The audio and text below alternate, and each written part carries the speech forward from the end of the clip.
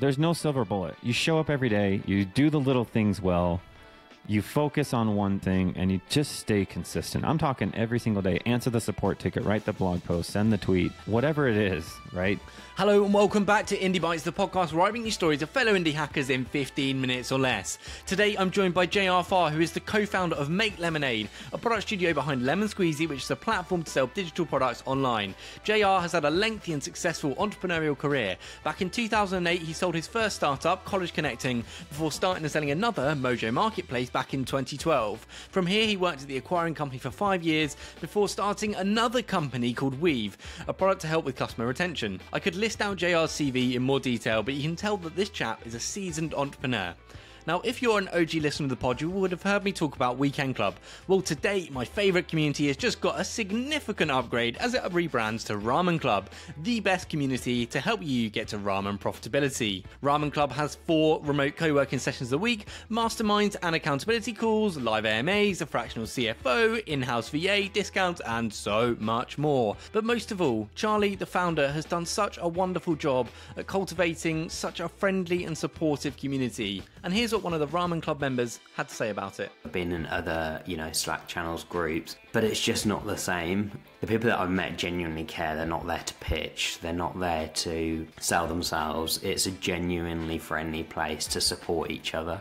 So if you want to join the most supportive community for bootstrap founders to reach ramen profitable and beyond, head to ramenclub.so and use code IndieBites to get 50% off your first month and to let Charlie know that I sent you. Let's get into this episode. JR, welcome to the podcast. How are you? Thanks, man. Thanks for having me on. I like this podcast that you do, the Bites, but I'm doing good. I'm excited to chat. Let's talk about some of that amazing entrepreneurship background you had. Mojo, big part of your life. How did that start? How did you get into the WordPress game, build it up to the point where you could sell it? I was into lots of marketing stuff, blogging and things like that were pretty popular back then. Because I started using WordPress in 2005, I think, when Woo themes came out. I wanted to start my own theme company, but I wasn't very good at design and I was better at marketing. So I thought, well, I could help people that are good at design sell this. So that's kind of what the idea was for Mojo. I had a co-founder. We were good friends, like best friends in high school. We actually started the company together. I actually think I could go on and on about why it was successful. I think a lot of it was the focus that we had, but I actually think that we captured an audience versus building our own. If you look now, it was obvious, but in 2008, WordPress wasn't so obvious, right? So, yeah. But we got lucky and we kind of rode that rise of WordPress, and we became one of the biggest, largest WordPress marketplaces in the world. Why did you sell it? Why not just keep growing it, keep working on it? You've grown this huge marketplace. Knowing what I know now, I wouldn't have sold it when I did because we were so early. But we had GoDaddy knocking on our door. We had Endurance International Group, which is the company that we ended up selling to, who owns, Bluehost and HostGator and Constant Contact and all those. I think we hit 6 million users. I can't say that it's all regretting because by going into the company that I did go into, I got like a full MBA being an executive at a company that had 4,000 employees, $1.5 billion in revenue. So I got this kind of just rocket seat, right? To just learn from a bootstrap founder to a CEO to being an executive in this huge public company. So I kind of got the whole thing in 10 years. I mean, why did you stay? I'm going to guess you had an earnout, right? So yeah. You had to stay for a certain amount of time. But when you go into a big organization like that, there's a lot of politics, there's a lot of bureaucracy, you've got to learn the ropes of big business. And you've had 2 acquisitions at this point. Why not just do your earnout, get to your work, and then go start another thing? 2 things. If you buy us, our culture will stay and our office will stay, and we will almost be an island, right? And they were really good about that for a lot of years, and that made me feel like it was still my own thing. And then that was the second thing, which is the team and the people that worked for me we were all super close, like family. That was a big emotional cleanse when I left, when I resigned in 2018. That was like a difficult transition to kind of, because my identity was so wrapped up in it. Why did you leave? I got to that point where the company was too big and the bureaucracy eventually found its way in after all those years. And you're right. As soon as it hit, I told myself I gave it 1 year and then I was out the door. I couldn't do it. Tell me what happened with starting Weave, your next company. Was that born out of working at this other company? like I said, I mean, I was helping manage $700-800 million P&L, right? This huge, huge business. And so one of the issues we had was churn. We were a SaaS business. I was kind of tasked to go figure out this issue, this leaky bucket. And I got immersed into customer retention and churn and how it all works. And so there's actually quite a bit of articles and podcasts I've done around this. Churn's a very misunderstood term, I think, especially for early founders and things. It's, they look at their churn metrics inside of Stripe or ProfitWell or whatever, and it can actually, there's a lot of false positives around the way people calculate it, things like that. I started with going straight to like the customers and things and understanding the why and why people were leaving. And I quickly understood that churn is a symptom of something bigger, right? A lot of times people try and band-aid it with different things rather than fixing the leaky bucket. So I wanted to try to figure out a way to automate all that and give that power of a billion-dollar enterprise. How could I give that to who I used to be, which was a startup founder? I went and bought this fancy domain, 4letter.com, Weave, literally WEAV.com. It's like $75,000 domain. And which is, you'd think a seasoned entrepreneur wouldn't do that, but I was just like, yeah, sure, I'll just buy this. I didn't even think about it. Do you think that was a mistake for you looking back on it? Oh, 100%. It was a mistake. It was just like one of those things where like I just needed to slay the beast, right? Like I was like, I'm going to do it. You know what I mean? It's in my mind, so I'm doing it.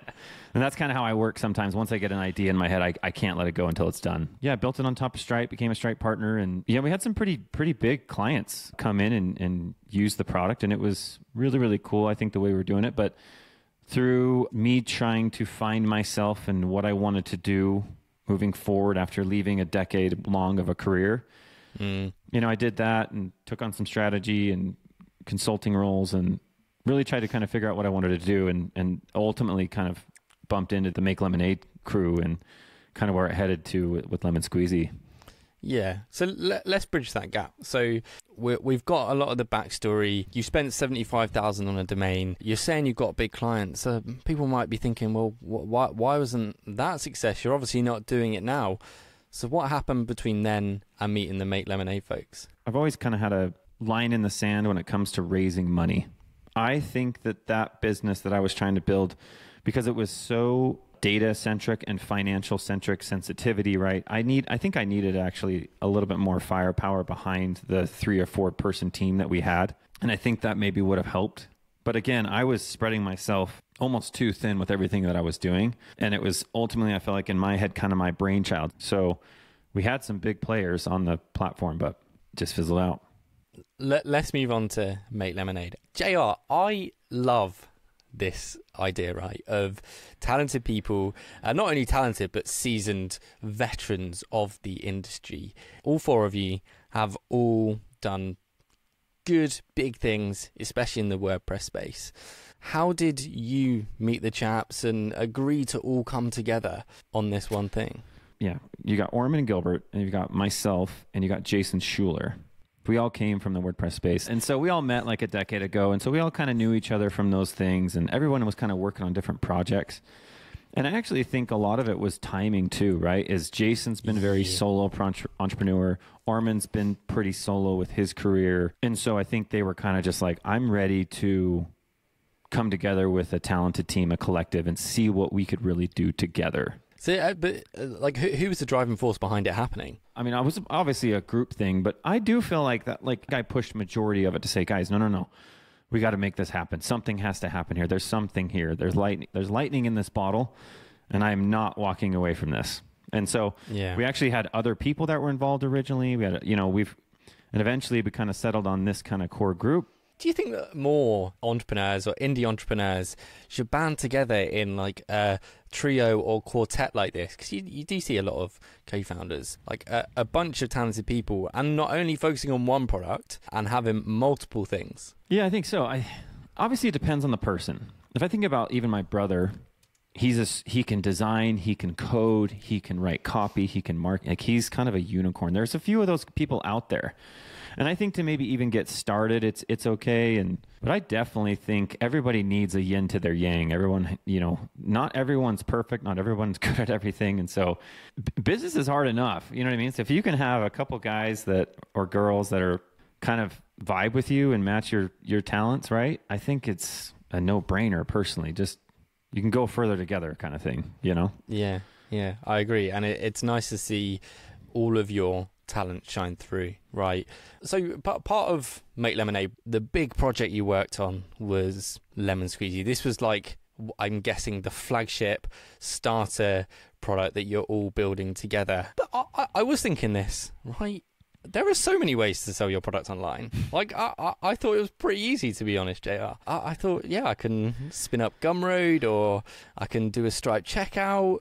Why did you want to enter this space? You say it's broken. I didn't think so. I actually think it's a really good question, because you're right in some of the ways.